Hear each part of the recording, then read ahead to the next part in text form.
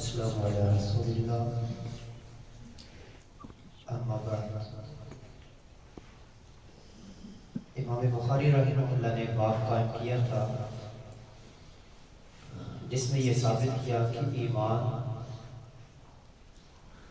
کم بھی ہوتا ہے اور زیادہ بھی ہوتا ہے، گھٹتا بھی ہے اور بڑھتا بھی ہے۔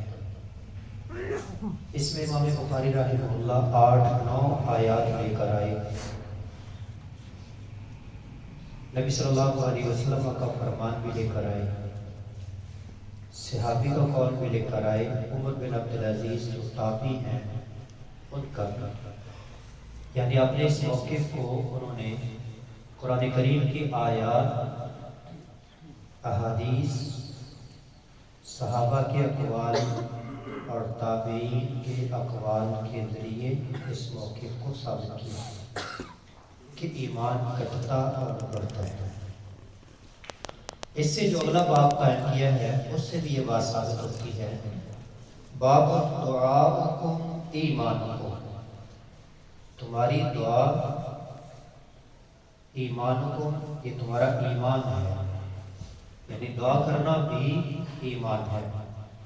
اس بات کو وہ قرآن کریم کی آیت سے ثابت کرتے ہیں، لقولہ عز وجل اعوذ باللہ السمیع العلیم من الشیطان الرجیم، قل آپ کہہ دیں، ما یعبأ نہیں پرواہ کرتا، بکم تمہاری، ربی میرا رب، لولا دعاؤکم اگر تمہاری دعا نہ ہو، وَمَانَ الدعاء اور دعا کا معنی فی لغت میں الایمان، ایمان ہے۔ یہ پوری آیت اس طرح ہے، قل آپ کہتے ہیں، ما یعبأ نہیں پرواہ کرتا تمہاری، ربی میرا رب، لولا دعاؤکم اگر تمہاری دعا نہ ہو، فقد کذبتم سو تم نے جھٹلا دیا، تم نے رب سے دعا کی بجائے مشرکین مکہ نے نبی صلی اللہ علیہ وسلم سے دعائیں کرنے کی بجائے، نبی صلی اللہ تعالیٰ سے دعائیں کرنے کی بجائے معبود بنا رکھے تھے، شرکاء بنا رکھے تھے، سفارشی بنا رکھے تھے، ان سے اولاد مانگتے، ان سے رزق مانگتے، ان سے شفا مانگتے۔ فقد کذبتم فسوف یکون لزاما، تم نے جھٹلا دیا تو ان قریب عذاب ہوگا چمٹ جانے والا۔ تو ایک ہے انسان اللہ کو مانے، مشرکین مکہ اللہ کو مانتے تھے، تلبیہ کے اندر کہتے تھے لبیک اللہم لبیک لبیک لا شریک لک لبیک الا شریکا تملکہ وما ملک، تیرا کوئی شریک نہیں، اللہ کو مانتے تھے، ہاں وہ شریک جن کا تو مالک اور جو کچھ ان کے پاس ان کا بھی تو مالک، یعنی تو نے ان کو جو اختیارات دے رکھے ہیں، جیسے آج کہتے ہیں ہماری ان کے سامنے، ان کے اللہ کے سامنے ہماری سنتا نہیں، ان کی مڑتا نہیں، تو وہ اللہ سے دعائیں کرنے کے بجائے غیر سے مانگتے تھے اور اسے مانگتے تھے، اور وہ کوئی عام پتھر صرف نہیں تھے بلکہ وہ نیک لوگوں کی تصویریں، پیچھے تصور نیک ہستیوں کا بھی تھا،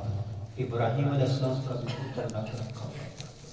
ایک انسان اللہ کو ماننے لیکن اللہ سے مانگے نہ،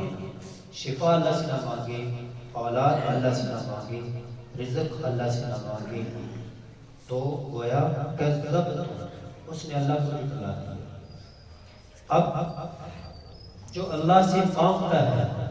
جتنا زیادہ مانگتا ہے اتنا اس کا اللہ پہ ایمان زیادہ ہوگا، اور جتنا کم مانگے گا اتنا ایمان کم ہوگا۔ مانگے رب سے،